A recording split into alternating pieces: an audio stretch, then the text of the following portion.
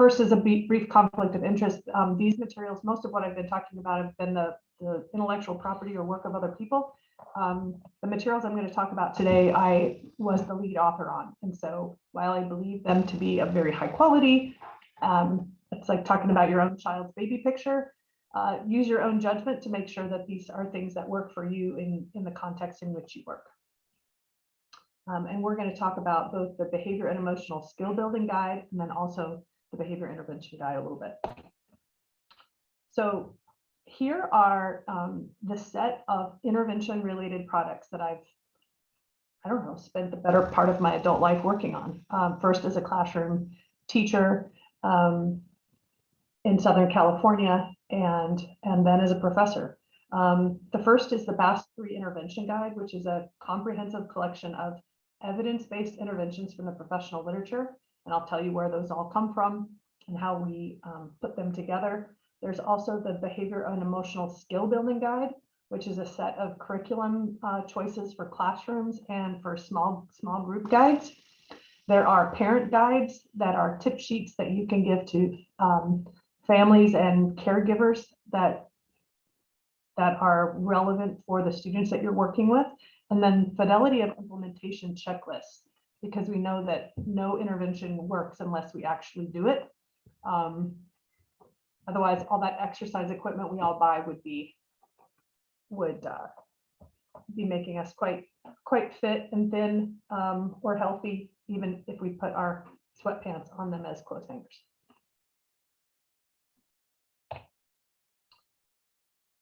These products or materials fit in a number of different ways across a multi-tiered system of support. I think that's what most school districts are implementing by whatever name they call it. On that general or universal level, the skill builder has 36 discussion starters, activities, role play, and take it further ideas for folks to use in schools. The skill builder also has a set of school-wide expectations that I'll go over with you that align with CASEL standards. And there are a set of lesson plans. So there's a variety of ways to use the skill builder guide to support classroom teachers, even doing scripted lessons or doing small group activities, having worksheets, discussion guides for students, and they go across grade and age levels. For students who are targeted either through universal screening or discipline referrals or teacher recommendations to have greater levels of needs, there are skill builder lesson plans that can be used with small groups. And then there are also small group guides that are scripted for counseling types of scenarios or psychoeducational settings. And then for students who are identified or assessed as having emotional behavioral disabilities or emotional disturbance, depending on what your state uses, there are 78 step-by-step interventions by problem type that line up with the BASC. And so if you are using the BASC as an assessment system and you get a report or printout about your the subscales in which students have problem areas, you will also receive a number of interventions that are suggested to go with that by problem type, but that's also in the book itself or online. All of these were developed from a comprehensive review of the intervention literature across all of the disciplines I could possibly find: education, psychology, medicine, counseling, and allied fields. And this work has gone on for decades. It initially took about 3 solid years, and then we've been updating for the revised version. It's really a massive comprehensive literature review and meta-analysis of some kinds. It includes both experimental studies that are single case and also very large N studies. And online, the references and annotated bibliographies will tell you whether the studies that support the intervention use is based on 4 or 5 kids or 400 or 500 or thousands of kids. All of these interventions were sorted and grouped across a number of years by problem type. So we would find intervention studies and then group them if they were related to aggression, related to depression, related to anxiety, related to withdrawal, related to hyperactivity, related to inattention, related to social skills problems, related to leadership or adaptive problems or communication strategies. And we grouped them all by problem type. And then we went through and said, what are the common steps across all of these problems? So if we're looking for communication training strategies, or if we're looking for anti-anxiety strategies, or if we're looking for ways to get kids to engage in less aggressive behavior or reduce or eliminate aggressive behavior, what are the common steps across particular interventions?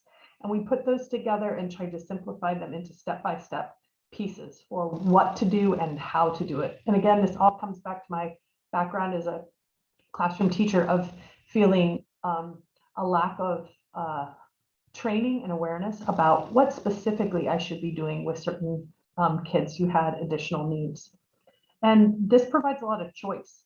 So some of these interventions are more challenging to implement, require greater levels of skill. Some of them are quite simple and straightforward.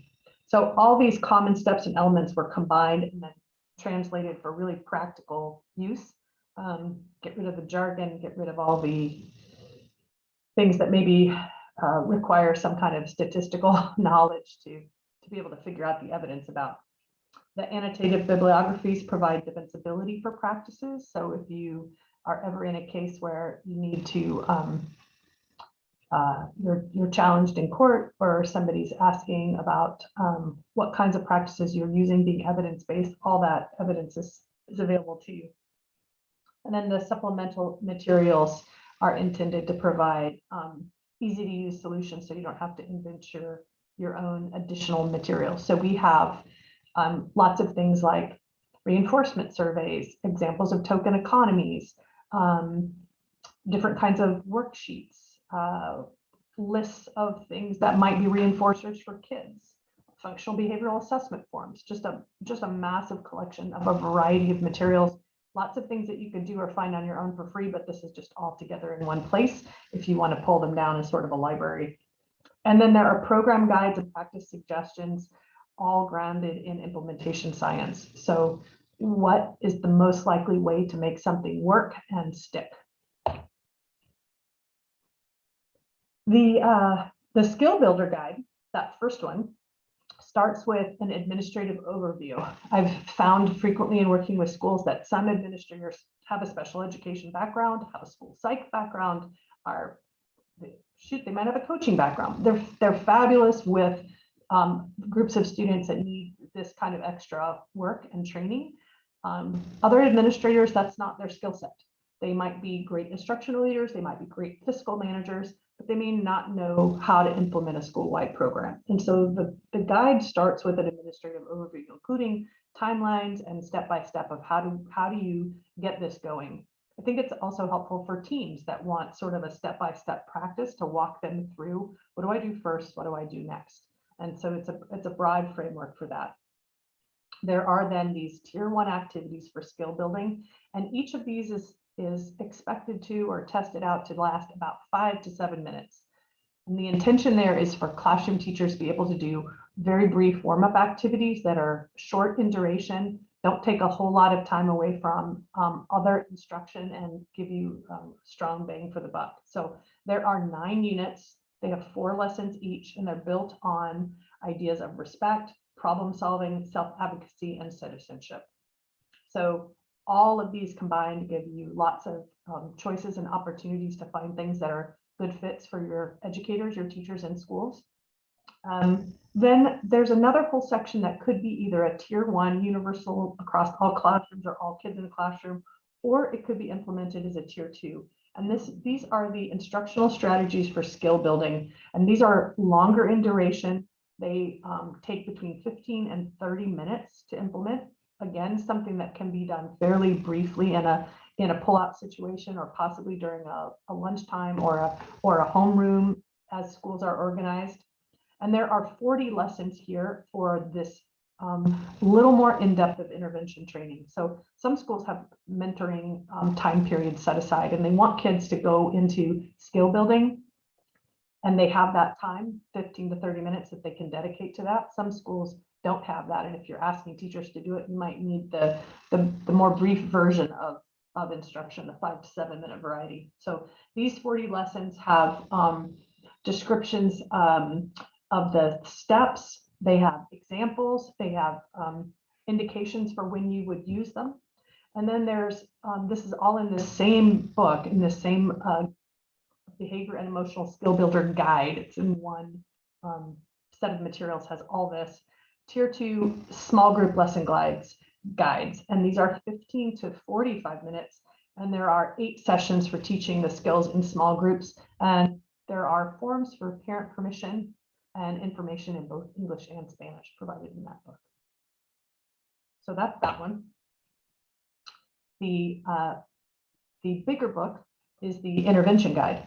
And this has 78 interventions across 11 of the most common problems in children and youth. There are step-by-step procedures for each intervention, and all of those follow a format that I came up with called PIE, which is, what do you need to prepare to do this lesson? What do you need to do to implement it? And then how do you evaluate whether or not it worked? Because we know that not everything works equally well for all students, but all of these things do work and have evidence in the research literature to support their use in schools. So they all work, but there are lots of opportunities to provide choice to people about what they might want to choose. There are also in each of these considerations for practice and troubleshooting. I think probably overshared even that I'd like to share with other people where my best efforts have gone wrong to save you that time and energy, because there's a learning curve to implementing these things with kids and in schools. And so for all of these interventions, there are things to consider for language, for culture, for what it might look like with conduct disorders, what it might look like when you have a lack of resources, what it might look like if you struggle to implement this or can only implement it part way. So I have that written in there. And then there are illustrations for both elementary school age students and secondary age students. I don't have a lot of early childhood illustrations in this book. And then again, that annotated bibliographies of all the research studies. And these most common areas align with the BASC subscales for aggression, conduct, hyperactivity, attention, academic problems, anxiety, depression, somatization, adaptability, functional communication problems, and social skill problems.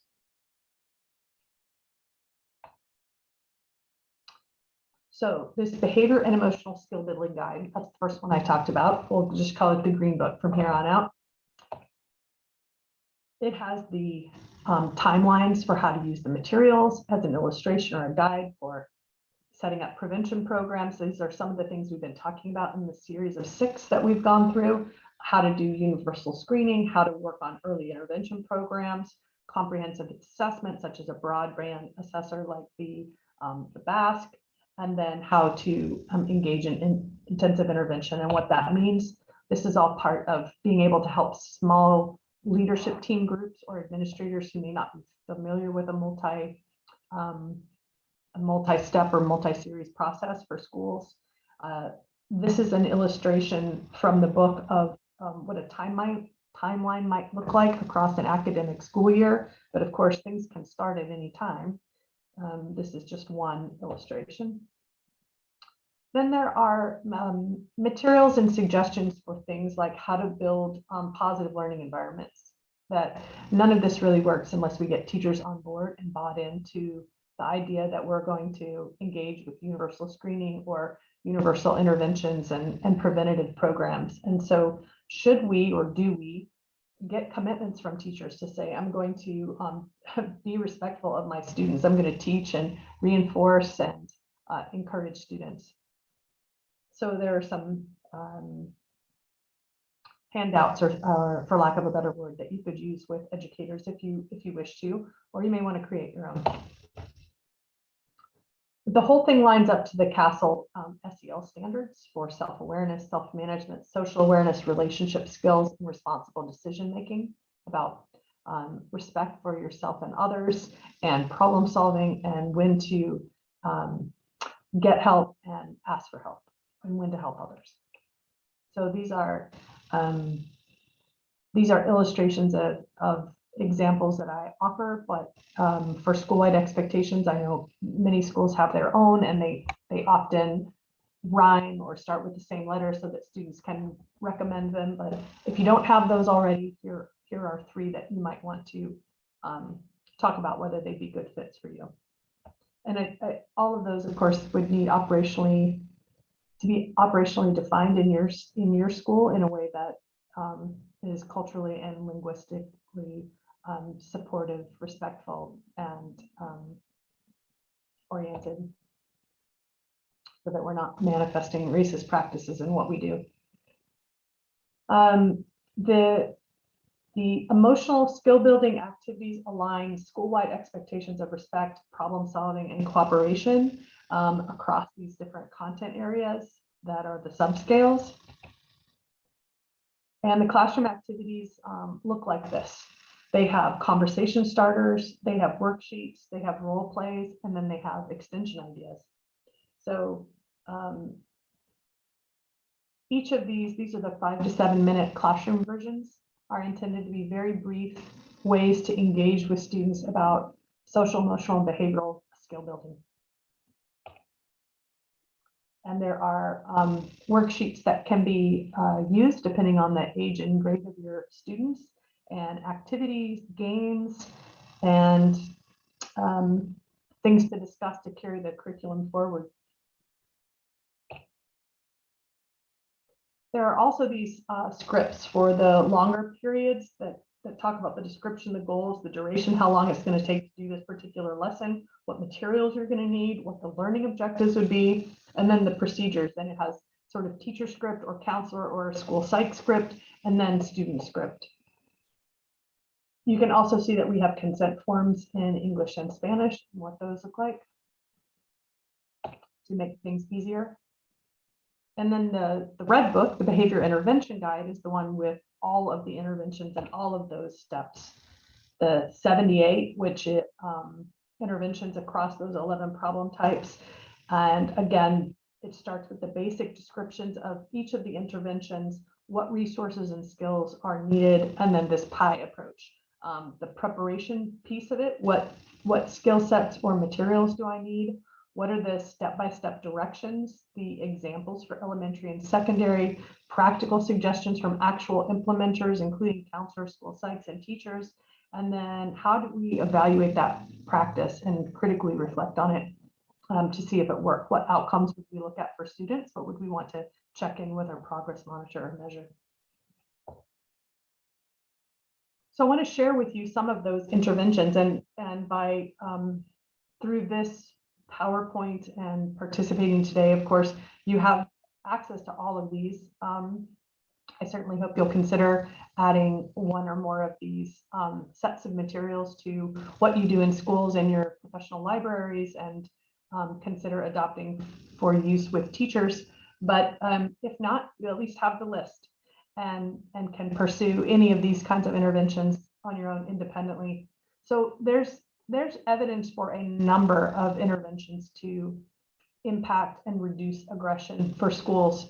There are bully prevention programs, there's child-centered play therapy, there's classroom social dynamics, there's cognitive restructuring, counseling groups, the good behavior game, incremental theory training, mindfulness training, peer-mediated conflict resolution and negotiation, problem-solving training, replacement behavior training, social skills training, verbal mediation. So there are 13 sets of interventions that have research to support their use for children and youth in school and educational settings to decrease aggression. You can see from this list that these are not all the same level of effort. They're not all the same level of training. And they're not all the same level of maybe implementation management. And so one of the studies I'd really like to conduct next year is to see how educators and school psychs feel about the implementation of these different interventions, which ones seem to be the best fits for schools and are the easiest to implement, especially when we're all spread so thin, as we were talking about earlier. Conduct problem has 8 that we've found in the literature with multiple studies to support their use.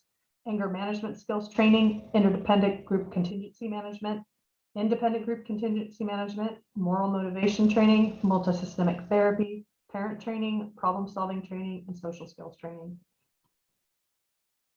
So it's pretty interesting to me that, you know, these studies directly measured outcomes of conduct problems, whereas these studies directly measured outcomes, specifically aggression, across all ages ranges. Hyperactivity, we found 7: contingency management, a daily behavior report card, functional behavioral assessment, derived interventions, multimodal, parent training, self-management, and task modification. So what you see here is that there are some interventions that work well with more than one problem type. Here it's listed under hyperactivity. So in that chapter on hyperactivity, you'll find steps and examples specific to intervening with hyperactivity, whereas in this chapter, you'll find parent training steps, skills, and strategies specific to conduct problems. It's not just a repeat. Attention problems, academic problems, anxiety,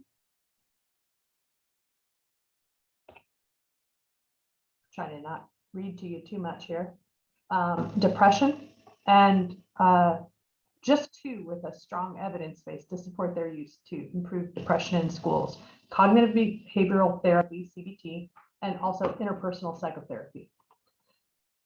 So I wanted to stop and talk about this for a minute, because you might be thinking, classroom teachers can't do CBT. You're right, they can't. But when you look at the sublist of what's involved in a comprehensive CBT program for kids who are experiencing depression, you'll see that there are some pieces of this related to psychoeducation, for example, or even problem skills training, or possibly cognitive restructuring, or pleasant activity training, relaxation training. Some of these subcomponents, if your educators, your classroom teachers are part of the team, those are things that if they know what you're trying to do or what needs to be done, those might be skills or strategies, capacity that gets built in a classroom teacher to do one piece of that. So talking about feelings and where they come from can be pretty helpful for the whole class, even if you're targeting the intervention for students with really extreme needs. And because each of this is these are broken out step by step, it's intended to save you time in training. So it's not that you can't go look this stuff up on your own and create your own scripts and do that. You certainly can, but I know we're all pressed for time. So the idea here is that it provides you with something that you could print out or share a copy with to help inform the other students, the other people, the other adults that are working with these children. So there's greater capacity in school and community setting. Problems with adaptability can be improved through the use of behavioral momentum strategies, cognitive behavior management, FBA-derived interventions, pre-correction, procedural prompts, and self-management training, functional communication training, milieu language training, picture exchange communication systems or PECS, pivotal response training, and video modeling are all demonstrated to have strong effects for improving functional communication. So I want to take a deep breath here for a minute, because I feel like I'm reading lots of lists of all these numbers of interventions, and you may not be as fascinated with those lists as I am. So what I'd like to do is put us into some small groups, if Chris can help me with that. And we're going to take about 10 minutes. And I would like you to share, if you can, with one another, if these are interventions that you see working in schools. If these are things that you've tried in the past, if you have favorites, if you know what intervention strategies are you guys using in the schools, and what's working and not working. Do you need more? Do you need less? Just like you to talk to each other for a little bit, and then we'll come back to the big group and share. Oh.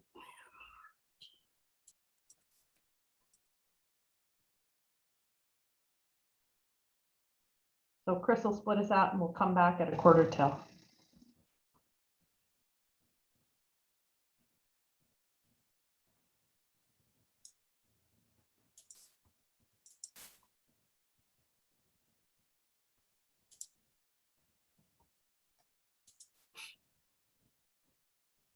Any luck?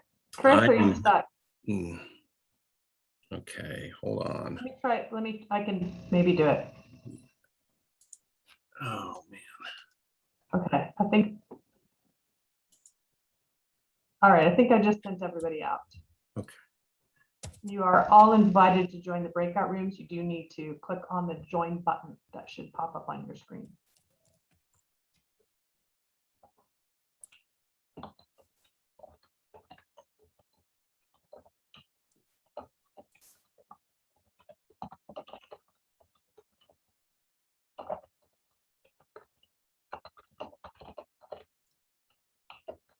Getting a message out here. Okay, see you in a bit.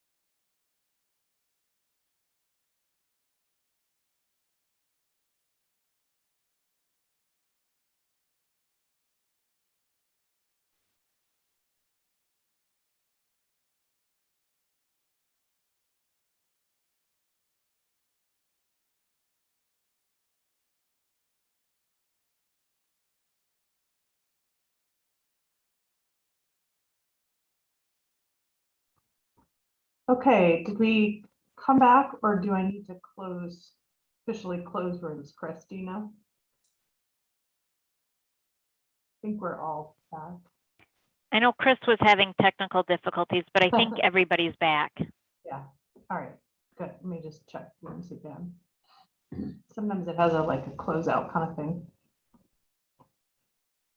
All right, so I know some of you joined the room, some of you didn't. You're busy or making yourself available to kids along the way. Could a few people maybe share back if you had good conversations that you enjoyed? Things you learned, things you talked about, challenges with interventions or selections of interventions?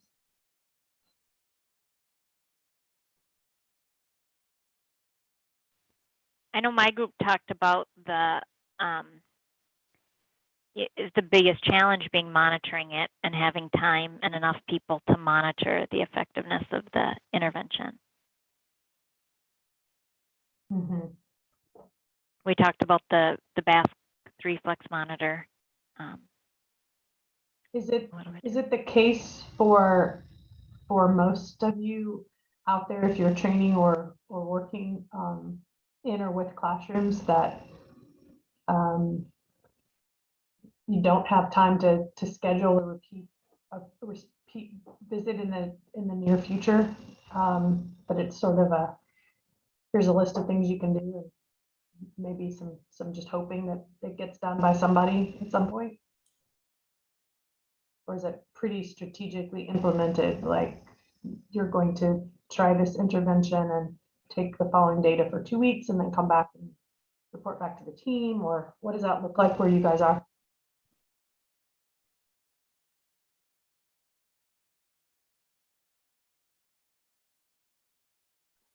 I was going to say that normally when I get assigned to do interventions with a student, to work with a student, I don't always get that much backup or support from the teacher, unless if it was the teacher that originally did the referral. It wasn't an issue outside of the classroom.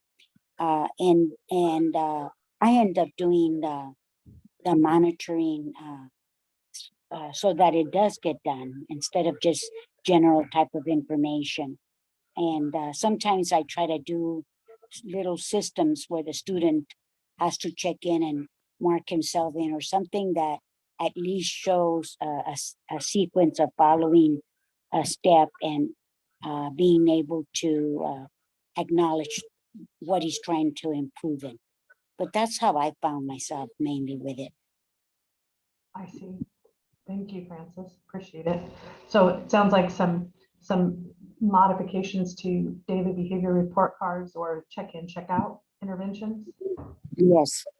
where you've got students checking in with you, maybe setting goals for the day or talking about what they're intending to do, and then checking out again in the afternoon. So a little bit of progress monitoring about how they did. Sometimes teachers or others will rate behaviors or targets or goals to say they stayed in their seat or turned in homework or followed directions or used language. Also, it is a high school, so it's very different than elementary. I think with an elementary, it would take a totally different approach. This is high school, and it's 6 different teachers, or sometimes if there's a case manager involved, it's 7. And so it just maintains more cohesiveness that way. To have a single person checking in. Yeah. And I think it's a really common intervention across settings and grades. I've seen it work in kids as early as 6. I haven't personally watched it in 5, although I've seen studies with kinders, and certainly in junior high and high school. Back in the day, it was a clipboard, and now you can do it electronically for the recordings. Got a couple of great comments in the chat. Cherie's talking about being really strategic, and the systems are there, but she does find herself having to repeat to get the buy-in from teachers. So Cherie, are you able to put your own voice to this and talk to us a little bit about what this looks like where you are, if you're comfortable?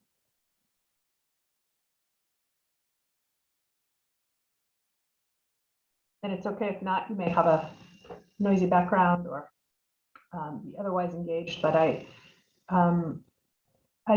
do think that, and I've put this on a couple of earlier sessions, going slow to go fast later and building capacity long-term is part of the approach. And so repeating to get that buy-in from teachers, having them try small things, see them working effectively with kids where they can recommend one to another. There's been some really fascinating studies about coaching and educators, instructional coaching and educators, that people leave their training with a set of toolkits, strategies they intend or plan to use, and they get in the school setting and find that they no longer trust the things that they were trained on, and instead are using whatever's available and happening in the culture of that school, and then getting advice from the teachers around them, or the experts around them. And so I think choosing a few intervention strategies that you set up as a cultural norm, that all teachers should be able to know and do these things at this school, and this is how we do these things universally, this is how we do them at tier 2, and building those skill sets and language and vocabulary, and having educators and school psychs and counselors and nurses being able to work together and talk about how did it play out in your classroom, what did it look like when you tried it with that particular student, is the way to get those things to really take hold long term. Because if it's somebody from outside of the zip code standing up front, my credibility is only so much until I can get into a classroom and show somebody how to do that with a kid. So being able to push in or pull out certain kids, I think is really valuable use of your time. So I appreciate that you do that out there, Sheree.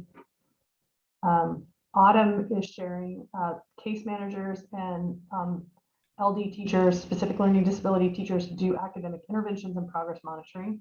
We see a lot of that, right? But not so much in the rest of the emotional behavioral stuff. Some mental health interventions and counseling keep monitoring with notes and documenting progress. A lot of the case managers are working with behavioral students to keep point sheets to progress monitor behavior. Yep. And turning some of that into self-responsibility, self-monitoring, self-management systems where students are holding some responsibility for rating themselves and how they did on goals, I think is a good way to transition from things being so adult-centric to more autonomy, more agency, more self-determination within the individual, having the kids do those kinds of things and take responsibility for that reporting out, and even buying into participating at all. Is this a good way to affect change for you to be held accountable? For most people it is, but not for all. Thanks, Sheree. No, Mike. At Overbrook School for the Blind, modeling, fidelity checks, video consultation all work well. Excellent. Thank you for sharing that. Really appreciate it.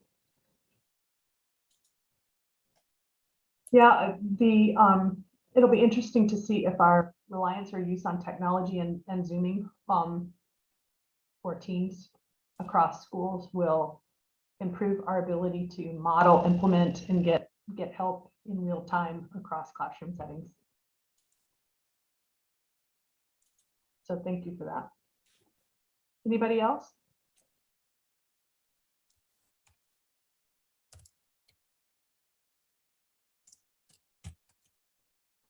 Michael still has the best avatar, I think, of the group.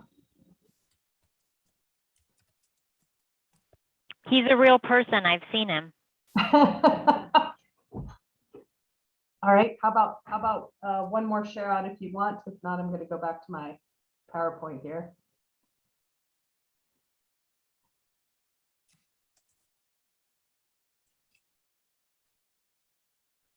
Okay, let's see.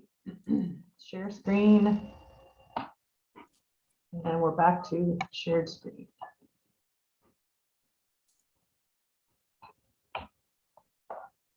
So I think I shared with you that parent tip sheets are also an available guide or toolkit for you to use. They support professional practice by enhancing communication skills. Again, these are things you can do on your own. writing letters describing what it means to have aggression or anxiety or withdrawal or functional communication challenges, or but we put it together for you in one place where we describe that problem, what's typical, what's atypical. Oh, I always have problems with my own attention, kind of thing. So when does it become something that interferes with what's happening in school and learning? And they include not just the nature and cause of the problem behavior explanation, but suggestions for how to work with the child at home, and then 3 or 4 corresponding evidence-based strategies for that setting, a chart to track and monitor progress for the parents or caregivers, and websites and additional resources for families as well. There are also available what I'm calling a documentation checklist, which is possibly the most unsexy title of all times, but it is what it is. It is a checklist that allows you to identify whether interventions are actually being implemented with students in classrooms and schools, so that you have defensibility for your practice. So before we make a claim that something didn't improve, we're able to document that the interventions were actually carried out in a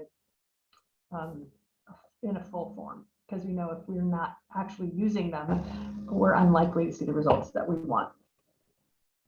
And this treatment fidelity piece basically allows someone to monitor the fidelity of what the intervention piece looks like, and then also the student response. And we can identify how many days a week we're trying to get this done, how we want to document that the intervention is being implemented.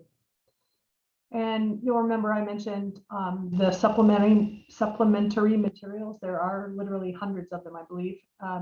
Classroom inventories, how to do cognitive restructuring, different games, high interest activities, hands-on demonstration, a variety of self-monitoring forms. There's just a daily behavior report card illustrations. There's a lot of materials and resources to help you in your practice.